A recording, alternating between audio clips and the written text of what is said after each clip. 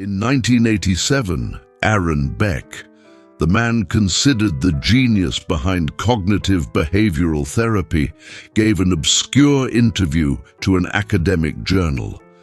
And in it, he said something his followers tried to bury for decades. He said, "I didn't invent anything." The Stoics already knew this 2,000 years ago. The most widely used therapy system in the world, the method taught in every psychology school, the technique behind billions of dollars in consultations. It was Stoicism under a different name. But that's not the real question. The real question is, why did they need to change the name? Why did a slave philosopher from the 1st century AD have the answer? And it took 2,000 years for modern medicine to admit it. Stay until the end.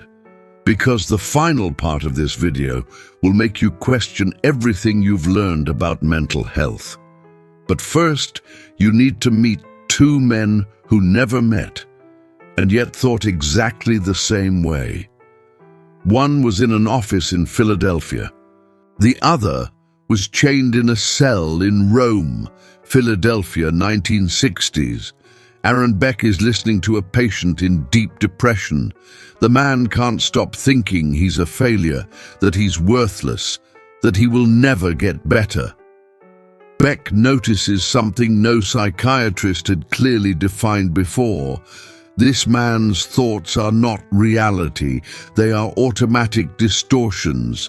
And if the patient learned to question those thoughts, he could change. Now let's go back 2,000 years, Greece, 1st century AD. A man named Epictetus is chained. He is a slave. His master, as a display of power, begins twisting his leg with increasing force. Epictetus calmly says, "You're going to break my leg." The master twists harder. The leg breaks. Epictetus says, "Didn't I tell you?" He wasn't being brave. He was demonstrating his central philosophy. It's not events that disturb us. It's our judgments about them. Beck thought he had discovered something new, but when researchers began comparing texts, they found passages from Epictetus embedded in CBT manuals, word for word, and no one had cited the Roman slave. Let's see why. CBT has a concept called cognitive restructuring. The process is simple. Identify the automatic negative thought, question its validity, replace it with a more rational perspective. Now open the Enchiridion of Epictetus, written 2,000 years ago. Men are disturbed not by things, but by the views they take of them. Same structure, same logic, 2,000 years apart. Albert Ellis, who created REBT, a direct precursor to CBT, openly admitted that he built his model by reading Marcus Aurelius and Epictetus. He even cited the Stoics in his lectures. But when the method became institutionalized, when it turned into a marketable product, the philosophical references disappeared. What remained was a clinical technique with a scientific name and an insurance billing code. And here's the detail that should bother you. Stoic philosophy doesn't charge for sessions.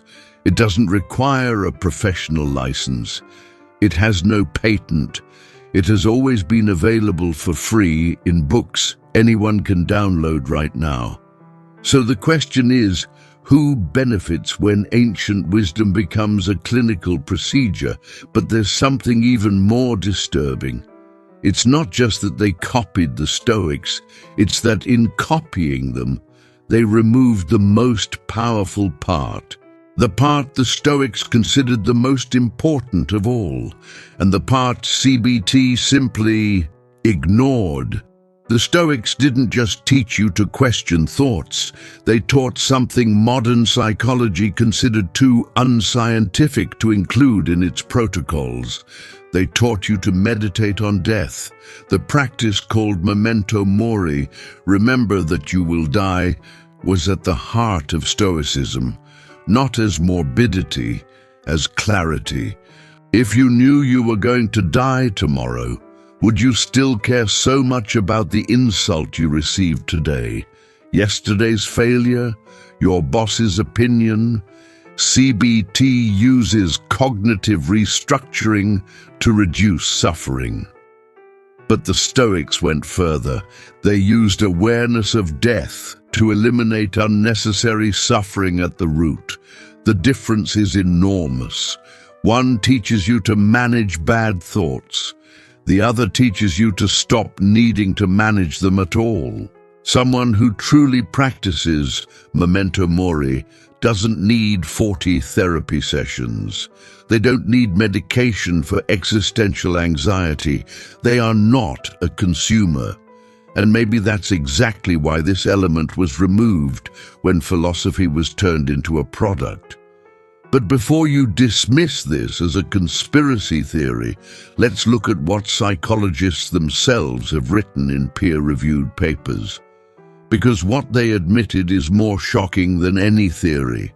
In 2010, the Journal of Cognitive Psychotherapy published an article with an unusual title, Stoicism and Cognitive Behavioral Therapy, Two Sides of the Same Coin.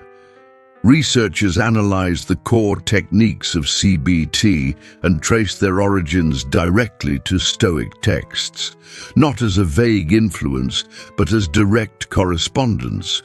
The writings of Marcus Aurelius, Seneca's letters to Lucilius, the Enchiridion of Epictetus, all pointed to practices that modern psychology reinvented as if they were new.